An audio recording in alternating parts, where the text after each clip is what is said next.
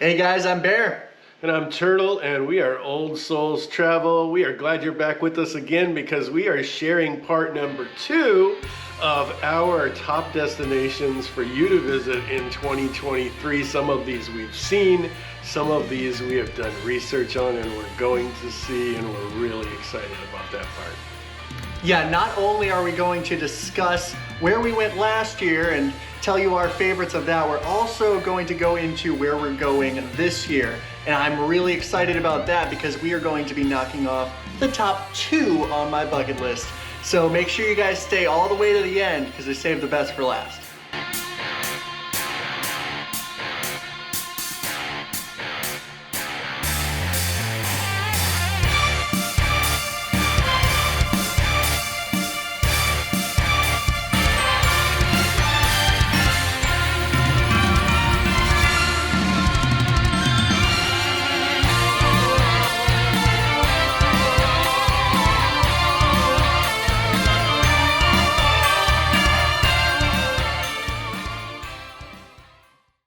And our first place that we want to share with you is Cyprus. This place really surprised me. It was really amazing. We went to Greek Cyprus. There are 2 sides to this island, and we look forward to going to the Turkish one, but the Greek side was magical. I can't think of any other place where you can go from walking on these beautiful beaches to walking on ruins that date back 11,000 years old, like the ones in Kirokizia. And I love to drive, and driving up in the mountains there was almost as amazing as the 13th century churches. And Paphos is another area that's full of history and archaeology. There are ruins everywhere. I definitely recommend going to the Tomb of the Kings. Those subterranean tombs are absolutely incredible. But even Paphos itself has a bunch of cool ruins, and looking at the mosaics is really nice, and there's old churches. Paphos is really cool and you can't miss it. But some of the best places are just kind of off the beaten path. We went into this national park on this like super bumpy, chaotic road and got lost. But I really loved, we stopped for a picnic in this like hobbit house that must have been thousands of years old, and nobody had been there for quite a while, we could tell. Another cool thing off the beaten path was the forest necropolis, which kind of reminded me a little bit of the Tomb of the Kings, but it was a lot older and definitely not as preserved, but that was really cool to see. And don't even get me started on the food. The food there was absolutely amazing. You guys have to try the meze with the 7 dips.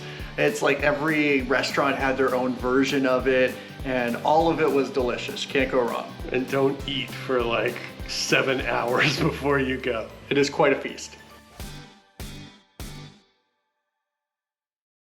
And this is probably our most budget-friendly suggestion. We went down to Cartagena on a really quick trip, me and one of my friends, Leon. And we were there to see the history of the Spanish. And there's a lot of history there. It's a really amazing colonial town. But I also got to see some really cool stuff about my uncle down there. And then go into some of these museums and the old churches, because the juxtaposition of the old and the new there is really nice, especially if you stay in the old city. And we were there during a major presidential vote, and so the night before there were all these live performances with all these cute kids, and then just some great cultural music. And there's also all these great markets, and I love to eat in markets, and there's great food there. We went to a place that Anthony Bourdain ate at and really loved, and we got to have lulo. I had lulo about 12 times, and if it was 3,000 feet of elevation here, I would grow it. But I really loved the food there. It was exquisite, and it had the best rum of my life. Dictador 20. Believe me, trust me, look at me. I drink rum just like a pirate, and I got to go on a pirate ship in a port where my uncle had once conquered. So go out on a pirate ship too, just for me. Throw a little R, give yourself a little rum punch, and you will be topped off and ready to enjoy some more Cartagena.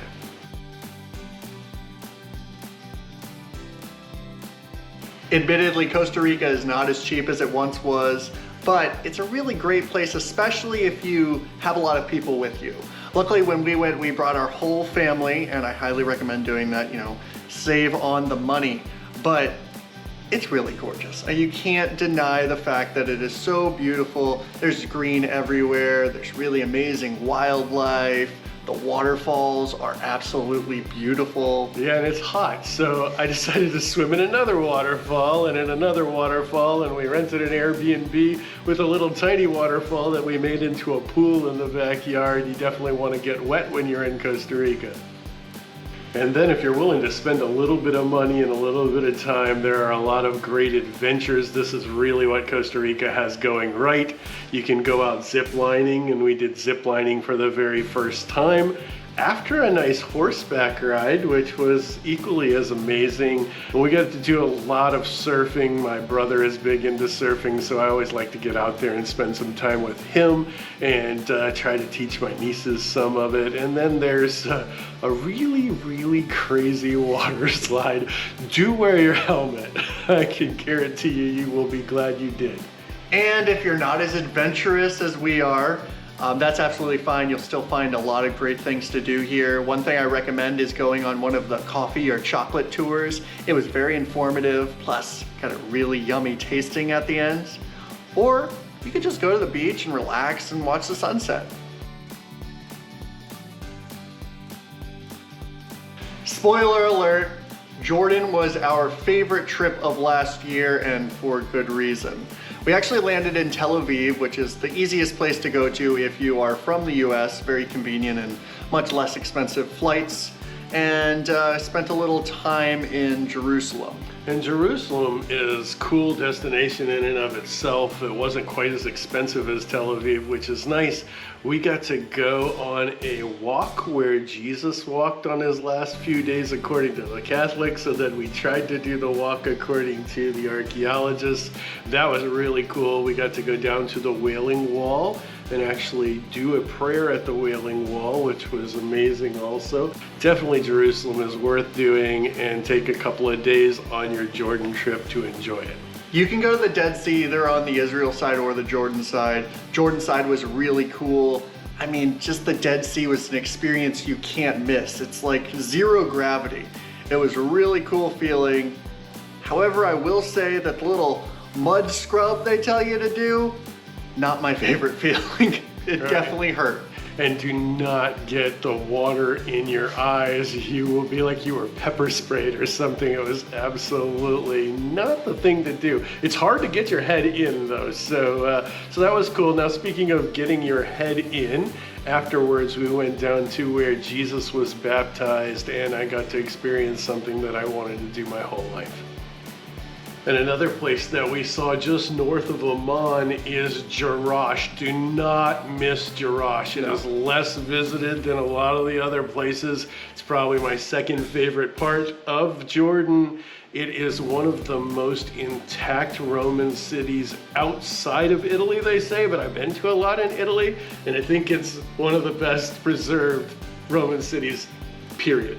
Yeah. Ridiculous. It was so large, we had no idea how large it was. I think we spent over 4 hours just walking those ancient roads, and we got to learn a lot about the site, like the Singing Stone. That was really cool.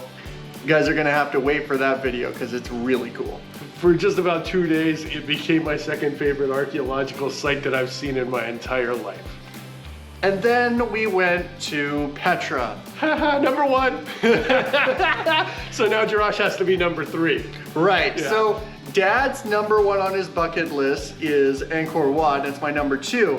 But he thinks that Petra is actually even better than Angkor Wat, so might have to find out. Yeah, I think we might have to find out, but I think I was just blown away. I only had 2 days here in Petra. I had 4 days in Angkor Wat, but the things we got to do and the experiences we got to have there were amazing.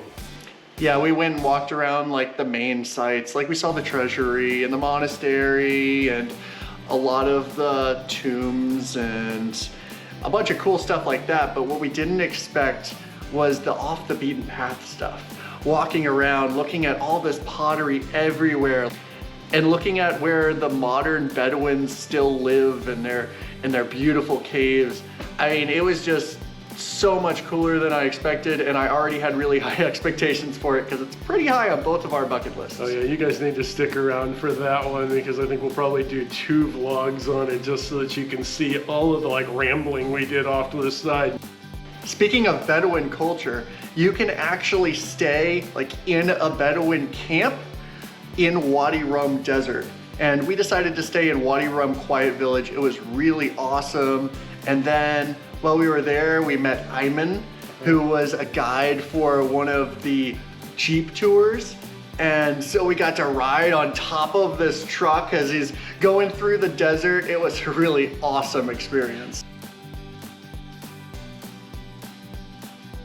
And Ivan was kind of like our hero at first because I will tell you, no matter what Google tells you to do not drive to Wadi Rum Quiet Camp in a 2-wheel drive rental car because you will get buried. And he was there to help us out, and I was glad we got to spend some more time with him. And if you don't want to do the Jeep tour, you don't have enough time, definitely go out and ride a camel. It was really beautiful. We decided to go on the sunset tour, which I think was your best bang for your buck, especially at the camp that we stayed at. I mean, it was really magical. I loved looking at the stars at night. Wadi Rum's a really cool place. But my favorite part of it was that it was all solar and off the grid and wonderful. And with the camels, I will say it wasn't all that comfortable, but you should definitely do it and the Jeep tour instead of an Andor. And the food all over Jordan was absolutely amazing, but we had a traditional zarb meal in Wadi Rum that was an incredible taste adventure and a cultural adventure.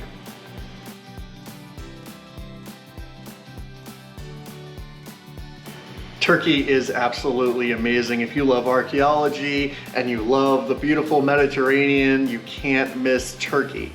And there's natural beauty everywhere, like the waterfall that was going straight into the ocean in Antalya, or of course the famous Pamukkale, which looks like clouds, and this beautiful hot springs, and it's a really great place to take some Instagram photos. I will let you know that it is not all hot when it's 35 degrees out. Right, it's really the archaeology even right there.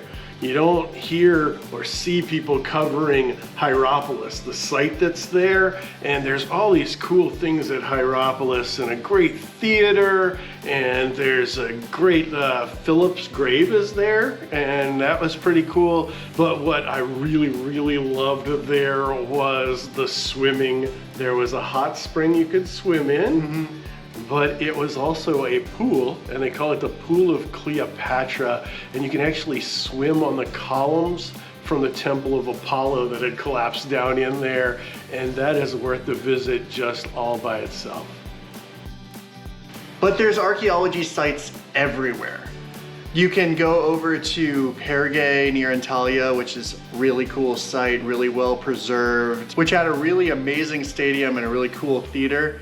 And then you can go up into the mountains and go to Termessos, which is like an archaeologist's playground. There's just ruins everywhere and you're way up high. I don't know about you, but I would have loved to see a show on that theater that was just up on top of the mountain. I mean, that would have been amazing. Yeah, all the theaters were really good, but that one had the best view by far. Gorgeous, unrestored place where you kind of have the run of it, and you should definitely go there.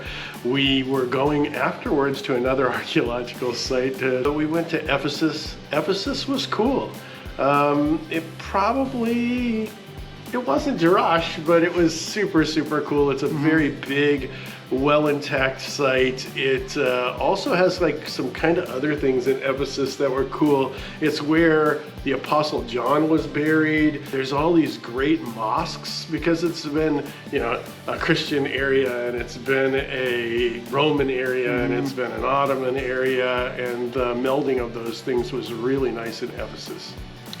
And even if you don't like archaeology, for some weird reason, you should go there if you like animals, especially dogs and cats, because they are everywhere. You'll see all these cute dogs running around, and then a bunch of cats that are just looking for attention.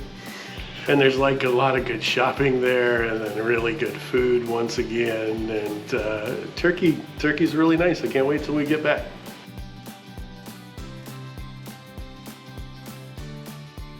Another quite idyllic place that is good to go visit is Bavaria. We went to a lot of alpine countries on our road trip, but Bavaria for the mountains, I would say, stole the show. There's hiking, and there's castles, and there's glacial lakes, and if you're kind of out of your mind, or you're from Massachusetts or Maine or something like my brothers, maybe you go for a swim. Another cool thing to see is you can actually see a real fairy tale castle at Neuschwanstein, which is the inspiration for the Disney castle, and I highly recommend doing that if you're in the area. What's the Alps without beer? Come at the right time to go to Oktoberfest, but if that doesn't work out, you definitely need to go and try some of the oldest beer in the entire world.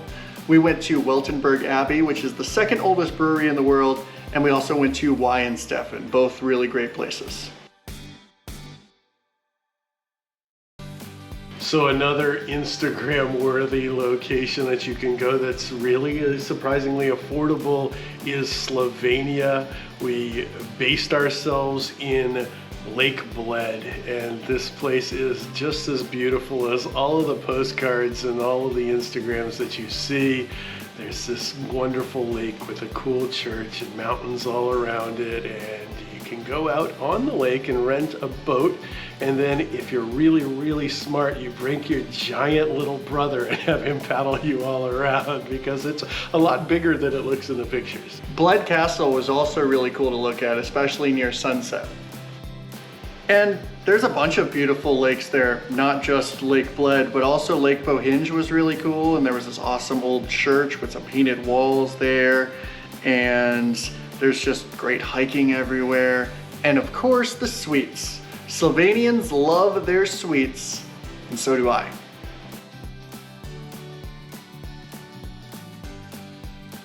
Our next suggested destination is the High Tatras, Slovakia, a little bit of Poland in there. We stopped by a place called Spiš Castle and took a nice walk around. We got a lot of really good footage there, and it was definitely worth the stop. And then up to Zakopane, and I know you loved Zakopane. Zakopane was a really cool town. There was a lot of culture there, and though there was some shopping, it was still kind of quaint and really beautiful. And there was a lot of really cool hiking around there too.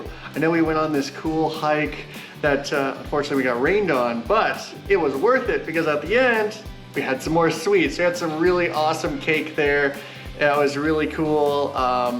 We also did another hike. I think this was technically in Slovakia, over by where the ski resorts are. And we had a beer up there. So, you know, gotta have the beer in the Alps.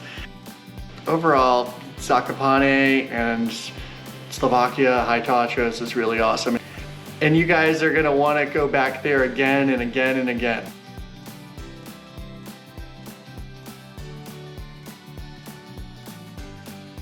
And the next section, we're gonna talk about the places we are planning to go this year. So we gave you a bunch of suggestions on places we think you should go. These are places that we are gonna go that also add as a little bonus to that list. And there's some really good ones, so stick by.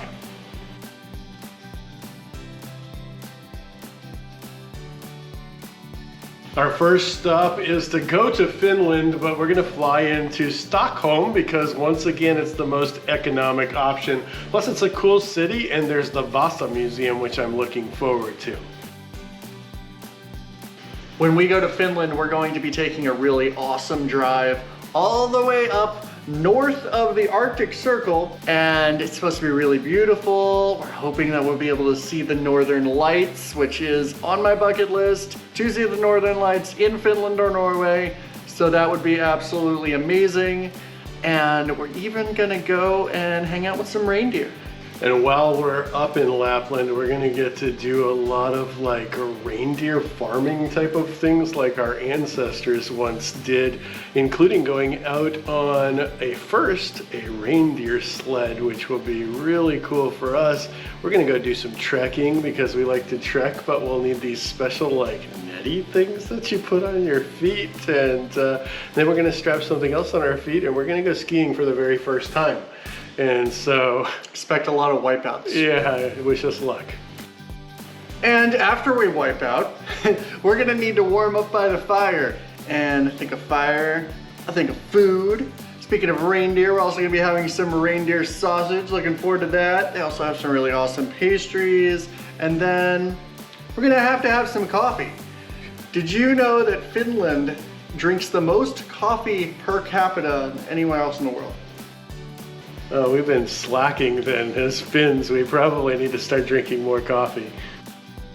And then we're gonna hop across to Tallinn, Estonia, and we're gonna go to Tallinn, which is a UNESCO World Heritage Site. A lot of these places are, but it's beautiful, great architecture, great culture, great food again. And then we're gonna go out a little bit to the national park and go and see some beautiful greenery and nature, and it's a really cool place. And then we're gonna go over to Riga, Latvia, which is another beautiful UNESCO city with very similar architecture, and it's really picturesque and beautiful. I'm looking forward to like nitpicking the differences, but I'm also looking forward to getting out again into nature, but this nature has some castles on their national park, so of course I'm gonna have to go crawl around in those too. And we're gonna wrap up our Baltics trip with a trip to Lithuania, and we're gonna go to Vilnius, which is another UNESCO city. It's really pretty and beautiful, and it'll be a great way to cap off the trip. Yeah, maybe we'll have to do a contrast of these three similar but beautiful cities for you. And the next place we suggest is Greece, and we did suggest that in the last video because we have been there, but Dad's going again. Yeah, I'm going back to Greece again, and I'm very excited to be going there with my wife, and it's going to be her first time in Athens, and so we'll spend a couple of days there. And then we're going over to Meteora, and I have been here also before, but it is just one of those places that you probably could go back to every couple of years and it would still seem awesome. So I'm going to take her over there. We're going to go inside of some of the Greek churches and hopefully get to film this time. And then we start checking stuff off of her bucket list, and one big thing is Zakynthos. Beautiful, beautiful beaches, lots of nature, and an opportunity to chill, which is something she does better than I do. So on another trip, we are going to go over to Montenegro, Victoria and we are going to land in Dubrovnik, which is a bucket list destination for me and another UNESCO site. And it looks beautiful, but that's not the purpose of the travel. It really looks like for 2023, a great destination is Montenegro. You've got Kotor, and you've got all of these beautiful coastal cities, and then you've got mountains, beautiful big mountains with wonderful lakes, and all this wonderful opportunity to go hiking and just enjoying the nature.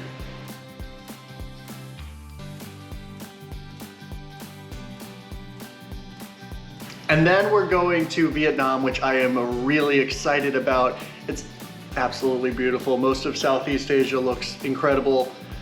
Wanted to go for many years, so this is gonna be awesome. And we're gonna start it out at Ha Long Bay, which just looks gorgeous. And then we're gonna go over to Hau An, and we're gonna get some custom-made suits, all nice and tailored, because they're a lot less expensive there, and they're really nice. Absolutely, and if you stop by there and then you head up to Hue, H-U-E, Hue, then you're going to get to see a lot of the history. A lot of it's been restored since the Vietnam War, and it's just going to be a really extremely nice experience.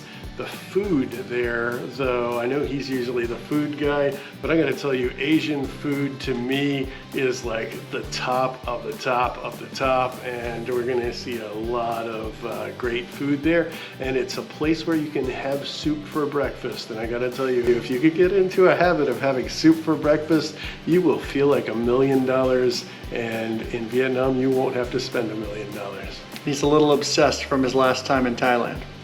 And it's not too hard to get over to Laos from Vietnam, so we're gonna go do that, and we're gonna go to Luang Prabang, which is this cool area. There's supposed to be a lot of the culture still really well preserved, but I will say that you guys wanna get there pretty soon because it is definitely gaining traction and there's a lot more people coming. From there, we're gonna go over to our next stop, which is number 2 on my bucket list, Angkor Wat. Yeah, and we're gonna land in Bangkok because that's a little trick for Southeast Asia. Bangkok is a really easy one to get to from almost anywhere, and I love the history there. It's really amazing. Yeah, speaking of history, you think this time we're gonna go to Ayutthaya? I think this time we have to go to Ayutthaya because I can't believe I missed it last time. I'm a little bit ashamed of that. And it's just a quick train trip up there, and then we're going to eat a lot of food. It's like 3 days. I'll probably pack like 4 days worth of food in, and it'll probably cost me like $40 total. But the markets are wonderful. There's great shopping, and you can eat like a king for like $10 a day. But then we're gonna catch a night bus to Cambodia. I will tell you the least fun part of this is crossing that border. It will take like 4 hours at 6 o'clock in the morning when you didn't sleep on a bus, but it is worth it, believe me. And everybody always calls it Angkor Wat, but Angkor Wat's actually just one of the temples there, and there's so much to see there. Yeah, the last time that I was there, I got to spend 4 days there. We might even spend more than that this one. I really want to see every single one of them, and you want to do it early or late, because if you're there in the middle of the day, there is a reason this UNESCO site is very popular. The groups will set in, and the only thing worse than way too many groups is way too many groups of begging macaques. So go back and spend some time at the pool in the middle of the day and get that 7-day pass and make use of it. And our last suggestion for 2023 is to go to Peru and go to Machu Picchu. But first we've got to go to a couple other places that are on our bucket list, and one for me is the Nazca lines, and we're going to get to fly over the Nazca lines. Wait, is that the place with the aliens? Oh yeah, the aliens! No. So yeah, despite that aliens did not make the Nazca lines, it's really going to be a kind of a cool trip for us. And then we're going to get ourselves up to Cusco, and we're going to get used to the altitude because we're from Florida and Machu Picchu is pretty high. So we get to spend some time there, which will be cool. Yeah, and while we're getting used to the altitude, we can take a day trip over to the Painted Mountain, which looks absolutely beautiful. And you can walk around the city and just experience the awesome culture. And of course, the really delicious food. The highlight for me is going to be the chicha, but I don't want to get the bottled chicha. I'm especially looking for the chicha where the lady is there and she's chewed it all up with her bad teeth that are rotten and then spits it into the cup, and then you let it ferment, and you can apparently get pretty drunk. We don't tend to get really drunk, but I'm not sure we'll be able to drink enough to get drunk anyway. Yeah, I don't know. Honestly, we've had a few of these grain alcohols. Haven't had one that's good so far. But we're waiting. So if you have a really good grain alcohol that you want to suggest, drop it down in the bottom, because we are out to drink at least most things in the world at least once. And from Cusco, you have a couple of alternate ways that you can get to Machu Picchu. We are going to go on the Salkantay trek. It is an Incan trail. It is not the one that costs more and gets more crowded. It's a little bit more pristine and nice, gets a little more altitude, which is nice. I hear it is like the way to get to the ruins. Just the experience of being up in the mountains, you already get that spiritualness, and then you finally see the ruins. Oh, and I think I've had dreams about this place. This is #1 on my bucket list, Machu Picchu. It looks absolutely incredible, and you always see the pictures with like the llamas. It's very picturesque, but I think just like the feeling, you're way up high in the mountains, and I can't even really put it into words. I am just so excited to finally go to Machu Picchu. Yeah, and notice he says Machu Picchu. Little lesson for you, okay? Don't say Machu Picchu. It means big male phalanx. So Machu Picchu, big peak. And I'm looking forward to getting a sneak peek of this place, and then we're probably gonna go back a second time, because how many times do you get there? It's gonna be awesome. It's number 2 for me. Angkor Wat was my number 1. So this is my de facto number 1 because I've been to Angkor Wat and I get to go back again. So we definitely suggest that you go to all of these places. They will make your vacation wonderful.